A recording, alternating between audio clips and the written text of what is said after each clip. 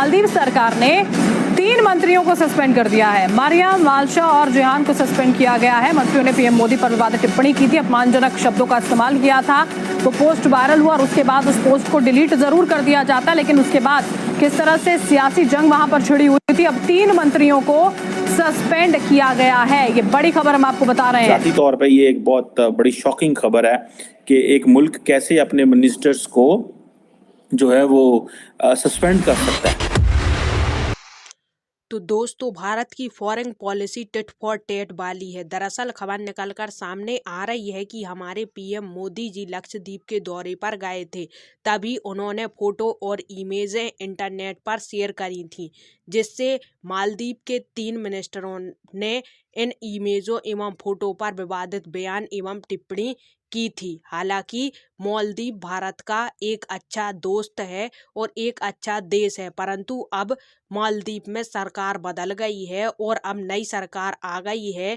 अब मालदीव में मोहम्मद मोइजू की सरकार आ गई है और उन विवादित टिप्पणी और बयान देने वाले तीनों मिनिस्टर, जिनका नाम मरियम, माल्शा और जोहान है, उसे मोइजू सरकार ने सस्पेंड कर दिया है, जिससे न केवल भारत में बल्कि पाकिस्तान में भी हड़कंप छाया हुआ है। तो आइए इस टॉपिक पर पाकिस्तानी मीडिया का रिएक्शन देखते हैं। मालदीव जो है वो एक यूनियन है इंडिया की, यूनियन टेरिटरी। हाउएवर एक मालदीव जब एक सॉवरेन इंडिपेंडेंट स्टेट है called as republic of Maldives.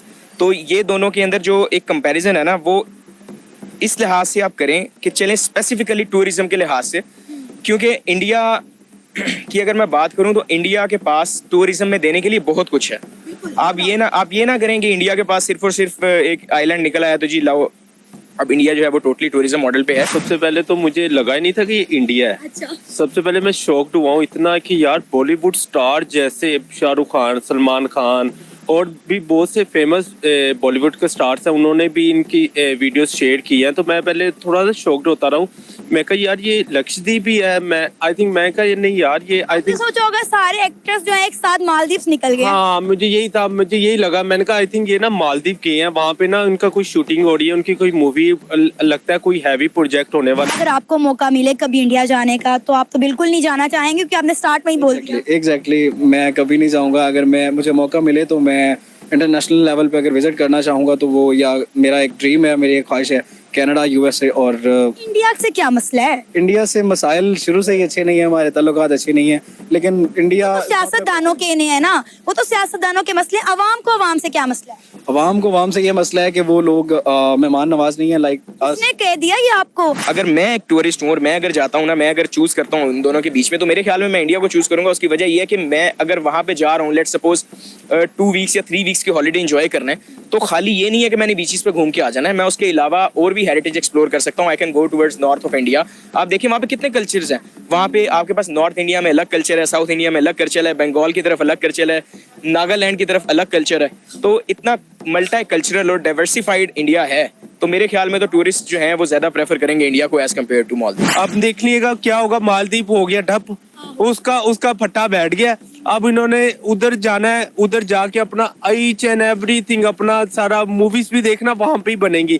जैसे लोग जाते थे बॉलीवुड के स्टार मालदीव पे जाके कोई ना कोई शूट कर रहे होते थे, बट अब मालदीव का इंडियंस ने बायकॉट करना शुरू कर दिया। उन्होंने कहा बायकॉट मालदीव्स और ये हमें विजिट करना चाहिए लक्षद्वीप। ऑब्वियसली मतलब कि लोग विजिट करना भी चाहेंगे, लेकिन अगर मेरी प्रेफरेंस की बात हो तो मैं बिल्कुल नहीं विजिट करना चाहूंगा, क्योंकि मेरी बचपन से ही एक मतलब कि एक वो माइंडसेट बना हुआ है कि नहीं, इंडिया से नफरत ही करनी है। इंडिया दुश्मन मुल्क है। यही तो हमारी गलती है कि हमने बचपन से हमारे दिमागों में भी, और हमारे बच्चे जो अब हमारा फ्यूचर होंगे उनके दिमागों में भी हमने अपनी किताबों के जरिए ये भर दिया हुआ है कि इंडिया हमारा दुश्मन मुल्क है, इंडिया से नफरत करो।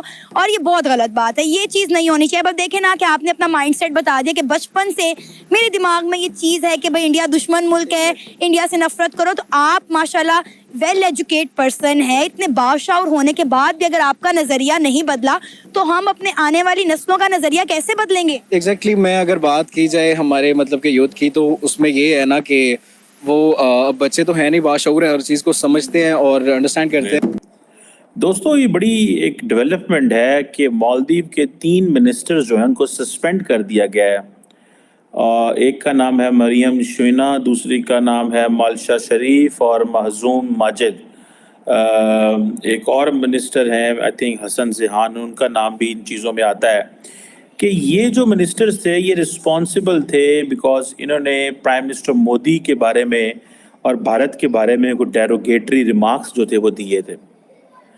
और इस पे पहले तो जो मालदीव की गवर्नमेंट थी उन्होंने अपने आप को इससे डिस्टेंस पे रख लिया। उन्होंने कहा जी हमारा इससे कोई ताल्लुक नहीं है। के बयान पर तनाव बढ़ा है और भारत ने अपमानजनक बयान का मुद्दा उठाया है। मुइज़्ज़ू सरकार के समक्ष ये मुद्दा उठाया है। मरियम शियोना जो कि वहां की उप मंत्री है, उन्होंने अपमानजनक बयान दिया था और इस पर ऑफिशियल इस मुद्दे को उठाया गया है। भारत सरकार की ओर से ऐतराज जताया गया है।